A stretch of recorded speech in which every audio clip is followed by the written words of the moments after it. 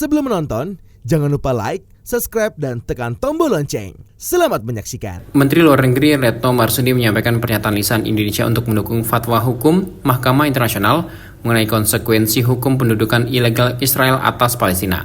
Dalam pernyataan lisan yang disampaikan di Den Haag tersebut, Menlu Retno menguraikan berbagai argumen sebagai masukan dan untuk memperkuat pemberian fatwa hukum oleh Mahkamah Internasional.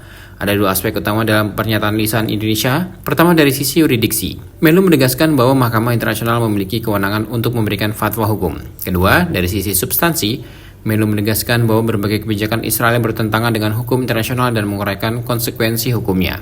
Menlu menguraikan 3 alasan di balik argumen tersebut. Pertama, pemberian fatwa hukum tidak mengganggu proses negosiasi perdamaian karena saat ini memang tidak ada proses negosiasi yang sedang berlangsung.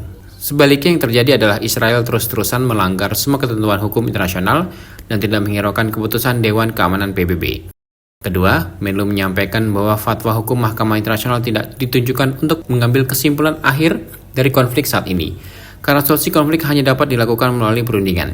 Meski demikian, fatwa hukum tersebut akan mempermudah Majelis Umum PBB dalam mengambil sikap sesuai fungsinya terkait konflik Israel-Palestina. Ketiga, fatwa hukum Mahkamah Internasional akan secara positif membantu proses perdamaian dengan cara mempresentasikan elemen hukum tambahan bagi penyelesaian konflik secara menyeluruh. Argumentasi kedua adalah terkait substansi fatwa hukum itu sendiri. Menlu menyampaikan bahwa Mahkamah Internasional telah secara jelas menyatakan Palestina berhak untuk menentukan nasib sendiri, sehingga hal ini tidak lagi menjadi isu. Berbagai keputusan Dewan Keamanan PBB dan SMU PBB juga memperkuat hal tersebut. Pemenuhan hak tersebut menjadi kewajiban bagi semua. Menlu menyampaikan 4 alasan untuk argumen tersebut. Pertama, pendudukan Israel dilakukan sebagai hasil dari penggunaan kekerasan yang tidak dapat dibenarkan. Kedua, Israel tidak melakukan aneksasi ilegal terhadap occupied Palestinian territory. Ketiga, Israel terus memperluas pemukiman ilegal. Kebijakan Israel memindahkan penduduknya ke wilayah pendudukan dan secara paksa memindahkan bangsa Palestina dari wilayah pendudukan sangat berlawanan dengan aturan dasar dalam hukum humaniter internasional. Israel melanggar pasal 49 Konvensi Jenewa keempat, di mana Israel merupakan negara pihak konvensi tersebut. Keempat, Israel telah menerapkan kebijakan apartheid terhadap bangsa Palestina. Terlihat dari diberlakukannya 2 rezim kebijakan yang berbeda untuk warga Yahudi dengan warga Palestina. Ini jelas-jelas merupakan pelanggaran hukum internasional. Pada sesi persidangan advisory opinion yang terkait dengan konsekuensi hukum kebijakan ilegal Israel terhadap Palestina. Sebagaimana teman-teman ketahui, Majelis Umum PBB pada akhir 2022 melalui resolusi 77/247 telah meminta ICJ mengeluarkan advisory opinion atau fatwa hukum terkait konsekuensi hukum kebijakan ilegal Israel terhadap Palestina. Selanjutnya, ICJ meminta negara-negara untuk memberikan masukan guna membantu ICJ menyusun fatwa hukumnya. Oleh karena itu, sudah menjadi collective moral duty bagi Indonesia untuk menyampaikan pandangannya. Pandangan tertulis Indonesia sudah disampaikan pada Juli tahun lalu, dan hari ini giliran Indonesia memberikan pandangan lisannya melalui oral statement. Pandangan lisan pemerintah disusun dengan memperhatikan masukan dari berbagai pihak, termasuk kalangan akademisi, praktisi hukum, pakar hukum, hingga masyarakat madani. Rekan-rekan media yang saya hormati, intisari pandangan lisan Indonesia adalah 2 hal. Jadi dalam pandangan lisan, saya menyampaikan 2 hal besar. Yang pertama adalah penegasan bahwa ICJ memiliki yurisdiksi untuk memberikan advisory opinion. Bagian yang kedua adalah penegasan bahwa berbagai kebijakan Israel bertentangan dengan hukum internasional dan kemudian kita urai apa konsekuensi hukumnya. Saya mulai dengan argumentasi pertama yang terkait dengan yurisdiksi. Di dalam oral statement saya menegaskan bahwa ICJ memiliki yurisdiksi untuk memberikan advisory opinion. Saya juga tegaskan bahwa tidak ada alasan apapun bagi ICJ untuk tidak memberikan opininya, karena ini sudah sesuai dengan yurisdiksi hukum ICJ. Di sini saya berikan 3 alasan terhadap argumentasi tadi. Yang pertama, tidak akan ada proses negosiasi yang akan terganggu. Di sini saya sampaikan bahwa saat ini memang tidak ada negosiasi proses perdamaian.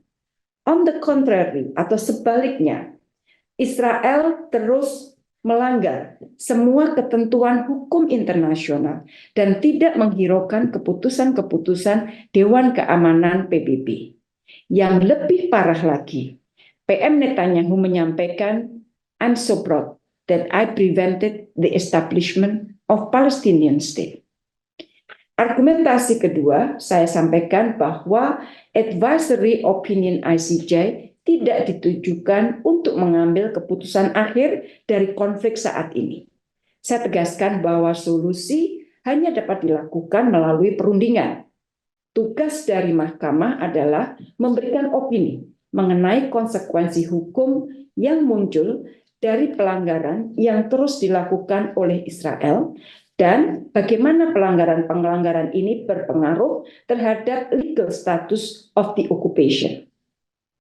Permintaan advice ini akan mempermudah Majelis Umum PBB untuk mengambil sikap sesuai fungsinya. Argumentasi yang ketiga, saya sampaikan bahwa opini atau fatwa dari mahkamah akan secara positif membantu proses perdamaian dengan cara mempresentasikan elemen hukum tambahan bagi penyelesaian konflik secara menyeluruh. Rekan-rekan media yang saya hormati, itu adalah bagian pertama terkait dengan yurisdiksi. Sekarang bagian kedua, mengenai substansi dari advisory opinion itu sendiri. Saya sampaikan mahkamah secara jelas telah menyampaikan bahwa Palestinian self-determination sudah bukan merupakan isu lagi, yang berarti sudah ditegaskan bahwa self-determination ini sah menjadi hak bangsa Palestina. Dan hal ini diperkuat dengan berbagai keputusan Dewan Keamanan dan juga Majelis Umum PBB. Di dalam statement, saya menegaskan bahwa Israel terus melanggar hukum internasional melalui berbagai kebijakannya di OPT. OPT itu adalah Occupied Palestine Territory. Pemenuhan hak tersebut, hak untuk self-determination, saya sebut sebagai kewajiban erga omnes atau kewajiban yang berlaku bagi semua. Nah, di bagian kedua ini mengenai masalah merit of the case-nya, saya berikan 4 alasan penguat. Alasan penguat yang pertama, pendudukan Israel dilakukan sebagai hasil penggunaan kekerasan yang tidak dapat dibenarkan, unjustified. Yang kedua, Israel telah melakukan aneksasi ilegal terhadap OPT. Di sini saya tambahkan argumentasi bahwa pemerintah pendudukan memiliki kewajiban hukum untuk menjadikan pendudukannya bersifat sementara. Namun Israel telah menjadikannya permanen dan bahkan mencaplok sebagian dari wilayah pendudukan itu sendiri. Yang ketiga, Israel terus memperluas illegal settlement-nya. Di sini saya jelaskan bahwa kebijakan Israel untuk memindahkan penduduknya dan secara paksa memindahkan bangsa Palestina dari wilayah pendudukan sangat berlawanan dengan aturan dasar dari International Humanitarian Law.